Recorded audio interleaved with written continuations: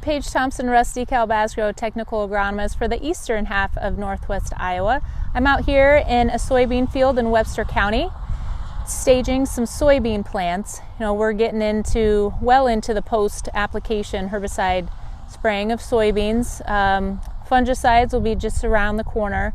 So I just wanted to go through real quick, a quick refresher on what to look for when staging your soybean early vegetative stages into the early or reproductive stages. But before I do that, I am finding flowers.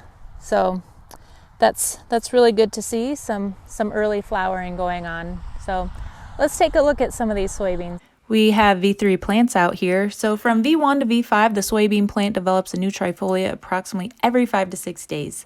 Got to make sure that those leaflets of the trifoliates no longer touch and they're fully exposed to go on to that next V stage. The lateral roots will reach across a 30-inch row by around V5, and there's active nitrogen fixation going on in full throttle. This starts that formation of those nodules on the roots. So when it comes to scouting during this time frame, the vegetative stages, of course, weed control, we're wrapping that up. Plant population, iron deficiency, chlorosis, those root rots and soil insects, and the beginning of the nodulation is starting. 2 important stages to note is R1, which one open flower at any node on the main stem, which is beginning bloom, and then R3, beginning pod.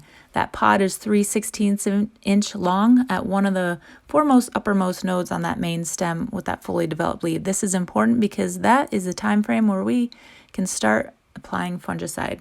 So when it comes to post-emergence herbicide application in soybeans, it's based on the growth stage listed on the herbicide labels. So restrictions primarily are indicated as a particular soybean leaf stage or pre-harvest interval. Sometimes both are listed. The growth stage that is most restrictive should be followed. They are both listed, so definitely follow that label. Some key crop scouting activities during the early reproductive stages are checking the foliar diseases, looking for defoliating insects and aphids becoming present. Nodulation, split those nodules in half and see how healthy it is in there. Rapid water and nutrient uptake is during this time frame. It typically peaks around that R4. As I had stated earlier, I am finding flowers out in the soybean fields, and on a positive side, that higher temps in June can induce early flowering, which will give an opportunity to spread out that pod fill and development. That's all I have today on soybeans. I appreciate you listening. Thanks.